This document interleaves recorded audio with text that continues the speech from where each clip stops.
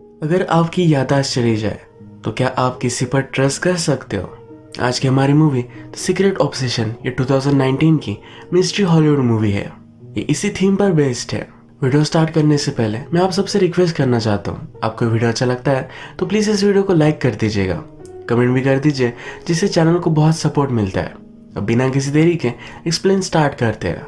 Movie start होती है और हमारी मेन कैरेक्टर जिसका नाम है जेनिफर, ये किसी से भाग रही है। ये फोन बूथ पर हेल्प के लिए कॉल करने की भी कोशिश करती है पर कोई भी आंसर नहीं करता। जो आदमी उसका पीछा कर रहा था वो वहां भी आ गया।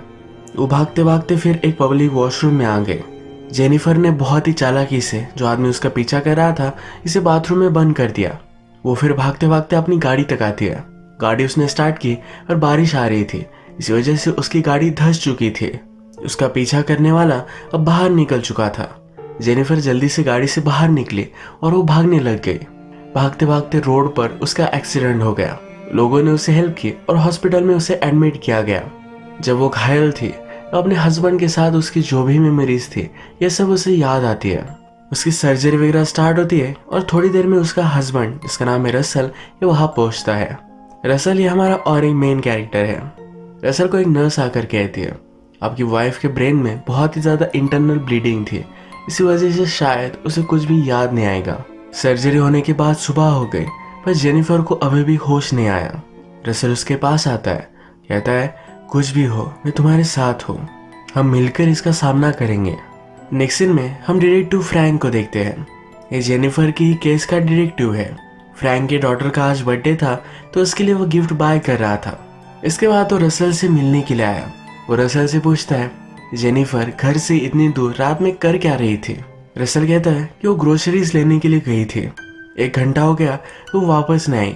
मैंने उसे कॉल करने की कोशिश की पर कोई भी आंसर नहीं आया। फ्रैंक उससे पूछता है कि तुम दोनों के मैरिज में कोई प्रॉब्लम थी? रसल कहता है कि ऐसा कुछ भी नहीं था, हमने अभी अभी शादी की थी, माउंटेन्स में ब्यूटीफुल सा घर लिया था, शांति से हम रह रहे थे। फ्रैंक जब घर पर आता है तो हमें पता चलता है फ्रैंक की बेटी की ऑलरेडी डेथ हो चुकी है। हर साल वो अपनी बेटी के लिए गिफ्ट बाय करता है और क्लोजेट में रख देता है। वो अपनी खुद की बेटी की केस सॉल्व नहीं कर पाया था, उसे बहुत ही बुरा लगता है। इसके बाद हम देखते हैं कि जेनिफर को होश आ चुका है। डॉक्टर रसल से बात कर रहे थे। उसे कहते हैं कि जेनिफर को बेसिक सी चीज़ें सब याद रहेगी, यानी कि उसके पेरेंट्स, उसका एजुकेशन वगैरह सब कुछ, सिर्फ वो तुम्हें भूल चुकी है, तुम उसकी रिसेंट मेमोरी थे, इसी वजह से ऐसा है। रसल फिर जेनिफर के पास आया। उसे पूछती है कि मैं यहाँ कैसे आई। रसल उसे बताता है तुम्हारा एक्सीडेंट हुआ था। जेनिफर को उसके बारे में कुछ भी याद नहीं है। जेनिफर फिर अपनी रिंग नोटिस करती है। रसल उसके पास आया, उसका हाथ अपने हाथों में लिया, उसे समझाता है कि जो भी होगा मैं हमेशा तुम्हारे साथ हूँ, इस सिचुएशन का सामना हम दोनों मिलकर करेंगे। नेक्स्ट सीन में हम देखते हैं जिस गाड़ी से टकराकर जेनिफर का एक्सीडेंट हुआ था उस ड्राइवर को फ्रैंक इन्वेस्टिगेट कर रहा है। फ्रैंक उससे पूछता है क्या उस दिन तुमने जेनिफर की गाड़ी देखी थी? वो कहता है कि पार्किंग में एक व्हाइट पिकअप ट्रक किसी गाड़ी को लेकर जा रहा था। यानी कि फ्रैंक को यहाँ पता चलता है कि जेनिफर की गाड़ी को किसी ने गायब कर दिया है। पुलिस को लग रहा था कि जेनिफर का नॉर्मल सा एक्सीडेंट हुआ, पर अब फ्रैंक को लगता है कि जेनिफर को कोई मारने की कोशिश कर रहा है। इस केस को वो सही से परस्यू करने वाला है। नेक्स्ट सीन में हम देखते हैं कि रसल जेनिफर को उसके सब फोटोज दिखा रहा था, उसी मेमोरी फिर से लाने की कोशिश कर रहा था। वो दोनों कैसे मिले इसकी स्टोरी भी उसे सुनाता है। कहता है हम दोनों एक जापानीज प्लेस पर गए थे पर एक चीज से मैं एलर्जिक था। उसी दिन उसे हॉस्पिटल में एडमिट करवाना पड़ा। जेनिफर इस पर बहुत हंसती है। इसके बाद जेनिफर कहती है मेरे पेरेंट्स को तुम इन्फॉर्म कर दो, वो बहुत ही वरीड होंगे। रसल शांत हो गया, कहता है तुम्हारे पेरेंट्स 3-4 साल पहले ही गुजर गए। इसके बाद एक आदमी हॉस्पिटल में आता है। ये जेनिफर पर नजर रख रहा था। वो जेनिफर से मिलना चाहता था पर जेनिफर की वो फैमिली नहीं है इसलिए उसे अंदर आने नहीं दिया। वो फिर वहाँ कुछ फूल छोड़कर जाता है। अब थोड़े दिन गुजर जाते हैं और जेनिफर की रिकवरी स्टार्ट होती है। वो अभी भी व्हीलचेयर में ही थी और उसे अच्छा लगने लग गया था। रसल फिर उसे अपने घर लेकर आता है। ये बहुत ही बड़ा घर है तो ये देखकर वो सरप्राइज होती है। इस घर में रसल और उसके सब फोटोज वगैरह वो देखती है। सब जगह वो देख रही थी तभी एक जगह पर कोई उसे मारने की कोशिश करता है। ये मेमोरी उसकी वापस आई। उसे कौन मार रहा था ये अब तक उसे पता नहीं है। जेनिफर को जल्द से जल्द उसका जो प्रीवियस रूटीन था ये फिर से कंटिन्यू करना है। रसल फिर उसे उठाकर बेडरूम में लेकर जाता है। नेक्स्ट डे रसल को फ्रैंक का कॉल आया। फ्रैंक जेनिफर से उसके एक्सीडेंट के बारे में कुछ बात करना चाहता था। रसल फ्रैंक से कहता है कि वो अभी अभी रिकवर कर रही है, उस पर ज़्यादा स्ट्रेस देना ये अच्छा नहीं होगा। फ्रैंक कहता है मैं उससे कुछ सिंपल सी क्वेश्चन पूछूंगा, ज़्यादा उसे स्ट्रेस नहीं आएगा। उसे उसने कल 11 बजे बुलाया हुआ है। ये जो सब बातें चल रही थी ये जेनिफर ऊपर से सुन रही थी। जब वे डिनर करते हैं तो इसके बारे में जेनिफर रसल से पूछती है कॉल किसका था। रसल कहता है कि बहुत दिनों तक मैंने छुट्टी ली थी, इसलिए ऑफिस से कॉल आया हुआ था। जेनिफर पूछती है क्या मेरे ऑफिस से कुछ भी कॉल नहीं आया। रसल कहता है कि तुम अब काम नहीं करते, हम दोनों फैमिली स्टार्ट करने वाले थे, तुम्हारा घर पर रहना एक अच्छा सोल्यूशन था, तुम्हें भी यहाँ रहना बहुत ही अच्छा लगने लगा था। जेनिफर को यह सब बातें अजीब लगती है। उसके पेरेंट्स की डेथ हो चुकी है, वो जॉब भी नहीं करती। उससे पूछती है क्या हम खुश थे। रसल कहता है ऑफ कोर्स हम खुश थे। जेनिफर भी बोलती है कि मेरे फ्रेंड्स तो होंगे। रसल कहता है कि तुम्हारे बहुत सारे फ्रेंड्स हैं, तुम्हारी एक बेस्ट फ्रेंड है जो हवाई गई हुई है, जब वो वापस आएगी तब उससे तुम बात करना। हमने प्रीवियसली देखा था कि जेनिफर के बारे में कोई आदमी इंक्वायरी कर रहा था। अब रसल को उसके बारे में पता चल चुका है तो उसके पास वो पहुंचता है। आदमी रसल को बोलता है कि तुम कौन हो। कहता है मैं जेनिफर का हस्बैंड हूँ। एक डंडे से उसे मार डालता है। रसल ने फिर उस आदमी की बॉडी अपनी ट्रंक में डाली और अपने हाउस के बाहर गाड़ दी। रात में डिगिंग की आवाज़ आ रही थी तो जेनिफर की नींद खुल गई। उसके पास कहीं भी रसल था नहीं। अगली सुबह जहाँ पर रसल ने बॉडी गाड़ी हुई है यही वह जेनिफर देख रही थी। उसे बहुत ही अजीब लगा था। जेनिफर के पास उसका फ़ोन भी नहीं है। इसके बारे में वो रसल से पूछती है। रसल कहता है तुम्हारा फ़ोन एक्सीडेंट में गुम हो गया था, मैं जब टाउन में जाऊंगा तो तुम्हारे लिए नया फ़ोन बाय कर लाऊंगा। आज फ्रैंक ने रसल को जेनिफर के साथ आने के लिए कहा था पर वो दोनों नहीं आए। ये फ्रैंक को बहुत ही सस्पिशियस लगता है। वो फिर अपने डेटाबेस में रसल का नाम डालता है पर रसल के नाम से उनके डेटाबेस में कोई भी नहीं है, यानी कि वो एग्जिस्ट ही नहीं करता। इसके बाद फ्रैंक डायरेक्टली हॉस्पिटल आया। हॉस्पिटल में वो रिसेप्शनिस्ट से पूछता है कि रसल ने उसका एड्रेस कौन सा दिया था। जेनिफर घर पर अपने सब ओल्ड एल्बम देख रही थी। रसल के साथ उसकी जो भी सब मेमोरीज थी ये थोड़ी थोड़ी कर उसे वापस आने लग गई है।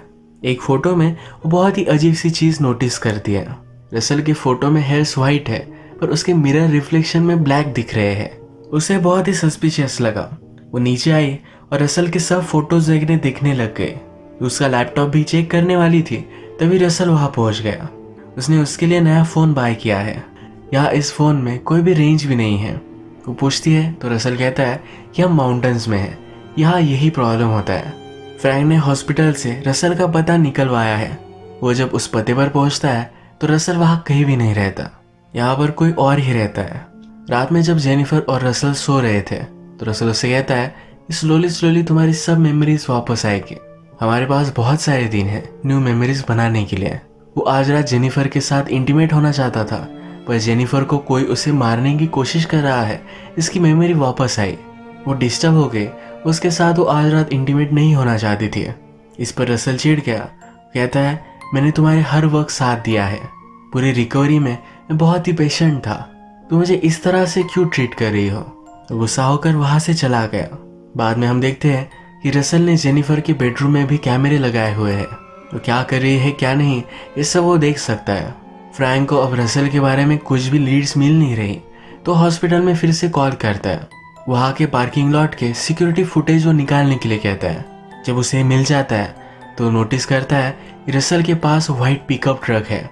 ये वही ट्रक है जिसने जेनिफर की गाड़ी को गायब किया था। उसे बहुत ही शॉक लगा क्योंकि जेनिफर के एक्सीडेंट के पीछे रसल ही है। नेक्स्ट सुबह रसल जेनिफर के पास आता है। उसने कल रात जो भी किया इसके लिए सॉरी कहता है। फ्रैंक अब जोरों से इस केस को इन्वेस्टिगेट कर रहा था। जेनिफर के बॉडी पर एक टैटू है, इसके फोटोज उसके पास थे। वो फिर एक टैटू आर्टिस्ट के पास गया, इसके बारे में उसने उससे इंक्वायरी की। इस टैटू में एक नाम छुपा हुआ था। ये नाम जब फ्रैंक ने अपने डेटाबेस में डाला तो उसे जेनिफर के फादर और मदर के घर का पता मिल गया। ये रात में वहाँ देखने के लिए जाता है तब नोटिस करता है कि बहुत दिनों से वहाँ कोई भी रह नहीं रहा। अंदर घुसकर उसने बेडरूम में नोटिस किया कि जेनिफर के दोनों पेरेंट्स को मार डाला गया है। जेनिफर को फिर से रात में उसे कोई मार रहा है इसके सपने आए। उसे अब रसल पर थोड़ा थोड़ा शक होने लग गया है, तो उसके सब पॉकेट्स वगैरह वो चेक कर रही थी। उसका वॉलेट निकाल कर उसने छुपा दिया। रसल जब घर से बाहर निकला तो वो नोटिस करती है रसल ने घर को बाहर से बंद कर दिया है। जेनिफर ने फिर एक पिन से अपना डोर अनलॉक किया। वो नीचे गई और रसल का लैपटॉप उसने चेक किया। इस लैपटॉप में वो उसके साथ फोटोज देखती है। इसमें उसे पता चलता है जिस आदमी के साथ वो रह रही है उसका हस्बैंड रसल है ही नहीं। उसका हस्बैंड तो कोई अलग था। जिसके साथ वो रह रही है वो एक्चुअल में उसके साथ ऑफिस में काम करता था। उसने जेनिफर के हस्बैंड के फोटोज में अपना फेस मैच कर दिया था। इसके पैरेलल की सीन में हम देखते हैं कि फ्रैंक भी जेनिफर के ऑफिस में पहुंच चुका है। वहां का एक एम्प्लॉय जेनिफर के बारे में उसे सब कुछ बता रहा था। उनके ऑफिस की फोटो उसने नोटिस की और फ्रैंक को पता चल गया कि ये सब क्या चल रहा है। उसे यहाँ से जेनिफर के साथ जो रह रहा है उसका नाम रायन है, ये भी पता चला। जेनिफर बहुत ही डर गई थी और अब वो यहाँ से बाहर निकलना चाहती थी। उसके मोबाइल में कुछ भी रेंज नहीं थी। उसने अपने मोबाइल को खोला तो उसका सिम का स्लॉट ही जला दिया गया था। वो जब चलते चलते गार्डन में आई तो एक आदमी की बॉडी भी उसे मिल गई। अचानक से रायन वहां पहुंच गया था और उसने जेनिफर को बेहोश कर दिया। वो फिर जेनिफर को उसके बेडरूम में ले जाकर उसके पैर बांध देता है। उसे कहता है कि तुम अपनी मेडिसिन लो, अच्छे से रेस्ट करो, सब कुछ ठीक हो जाएगा। रायन कुछ ग्रोसरीज लेने के लिए सिटी में आया हुआ था। वहां पर उसे हॉस्पिटल की नर्स मिली। नर्स रायन से कहती है कि जेनिफर का रूटीन चेकअप था, इसके लिए तुम आए ही नहीं। रायन उसे इग्नोर कर जल्दी से वहां से चला जाता है। घर पर जेनिफर बंधी हुई थी। उसने अपने आप को फ्री करने की कोशिश की और फाइनली वो सक्सीड हो गई। वो जल्दी से अपनी गाड़ी तक पहुंचती है। वहां उसे उसका फोन भी मिल गया। वो बहुत ही लेट हो गई और रायन वहां पहुंच चुका था। जेनिफर की गाड़ी के ट्रंक में हम उसके हस्बैंड की बॉडी देखते हैं, यानी कि रायन ने रसल को मार डाला है। ऑफिस से फ्रैंक ने अब रायन का पता निकाला और वो नीचे आ चुका है। फ्रैंक आसपास सब चीजें नोटिस करता है और जेनिफर की गाड़ी भी उसे मिल जाती है। जेनिफर ने फ्रैंक का आवाज सुना तो वो भी नीचे उसकी हेल्प मांगने के लिए आ रही थी। फ्रैंक ने जेनिफर को नोटिस किया, तभी रायन ने फ्रैंक को बेहोश कर डाला। रायन फिर से जेनिफर को धमका रहा था। जेनिफर उससे पूछती है, तुम हो कौन? रायन बोलता है कि मैं तुम्हारा हस्बैंड हूँ। जितनी जल्दी तुम ये बात समझ जाओ उतना ही तुम्हारे लिए अच्छा होगा। जेनिफर के पैर पर चोट है, इससे उसने जोर से दबाया, यानी कि वो कहीं भी ज्यादा मूव नहीं कर पाए। रायन जेनिफर को बेडरूम में बांध देता है। उसे कहता है, तुम्हें कोई आइडिया भी नहीं है तुम्हारे लिए मैंने क्या क्या किया है। जेनिफर कहती है कि प्लीज ऐसा मत करो, मुझे मरना नहीं है। रायन कहता है कि ये सब अब हमारे हाथ में नहीं है। वो कन्फेस करता है कि वो हमेशा जेनिफर से प्यार करता था। जब रसल के साथ वो रिलेशनशिप में थी तो हमेशा उन पर वो नजर रखता था। जेनिफर को क्या पसंद है क्या नहीं ये सब उसे मालूम था। तुम्हें हमेशा मेरे साथ ही रहना चाहिए था। जब तुमने उससे शादी कर ली तो उसकी डेथ ही मेरे लिए एक वे था। रायन ने फिर रसल को मार डाला, पर जेनिफर ने उसे नोटिस कर लिया था। वो उसे मारने के लिए उसके पीछे था। तभी जेनिफर का एक्सीडेंट हो गया। अब रायन जेनिफर को भी मार डालने वाला है। रायन ने फ्रैंक को बेहोश कर एक रेफ्रिजरेटर में डाल दिया था। थोड़ी देर में रायन को होश आ गया। जेनिफर रायन से कहती है कि अगर तुम मुझे इतना प्यार करते थे तो कभी कुछ बताया क्यों नहीं। रायन कहता है, रसल हमेशा हमारे बीच में आ गया। जेनिफर उसे समझाती है, कहती है कि प्यार करने में टाइम लगता है। वो भी रायन से कुछ टाइम मांगती है। वो कहती है कि मैं थर्स्टी हूँ, मेरे लिए कुछ लेकर आओ। रायन जब नीचे गया तो जेनिफर ने आसपास एक लाइटर ढूंढा। इस लाइटर से उसने रोप्स जला दिए। रायन जब रूम में आता है तो जेनिफर उसके सर पर वार करती है। उसे रूम में लॉक कर नीचे आ जाती है। वो वहां से भाग रही थी। रायन ने भी दरवाजा अब तोड़ दिया है। वो जेनिफर के पीछे भी जाता है। जेनिफर उसे मारने की फिर से कोशिश करती है, तो इस बार फेल हो जाती है। रायन ने उसे पुश किया और वो घायल हो गए। वो उसे गन से मारने ही वाला था, तभी फ्रैंक ने आकर उसे बचा लिया। रायन और फ्रैंक में फाइट हुई। जेनिफर के पास गन आ गई थी तो इसी गन से उसने रायन को मार डाला। अब इसके बाद हम देखते हैं कि फ्रैंक और जेनिफर ये दोनों अपनी लाइफ के साथ मूव ऑन कर गए हैं। फ्रैंक की बेटी का केस वो खुद सॉल्व नहीं कर पाया, तो जेनिफर को बचाकर वो अब मूव ऑन कर सकता है। एक नई सिटी में एक नई लाइफ वो स्टार्ट करने वाला है। लास्ट में एक दूसरे से मिले और गुड बाय कह रहे थे। रसल ने जेनिफर के लिए एक नोट लिखा था। ये नोट फ्रैंक को उसके ऑफिस में मिला, वो जेनिफर को दे देता है। ये लेटर उसने जेनिफर से शादी करने से पहले लिखा था। उसमें लिखा है कि हम दोनों अब हमारी लाइफ एक साथ स्पेंड करने वाले हैं। अब हमारी लाइफ में कुछ भी हो, पर एक चीज याद रखना, हम दोनों के सब मोमेंट्स ये बहुत ही ब्यूटीफुल है। तुम्हारे साथ मेरी लाइफ की सबसे हैप्पी मेमोरी थी। मैं हमेशा तुमसे प्यार करता रहूंगा। यही रसल का वेडिंग प्रपोजल था। ये पढ़कर जेनिफर अब मूव ऑन करती है। इसी तरीके से मूवी एंड होती है। अगर आपको वीडियो अच्छा लगा तो प्लीज इस वीडियो को लाइक कर दीजिएगा। मैं बहुत सारी मूवीज लेकर आता रहता हूँ, तो प्लीज चैनल को सब्सक्राइब कर दीजिए। बेल नोटिफिकेशन आइकॉन दबाना भी मत भूलिएगा। हम फिर से मिलेंगे और एक न्यू मूवी के साथ। तब तक के लिए थैंक यू और आप अपने आप का ख्याल रखिए।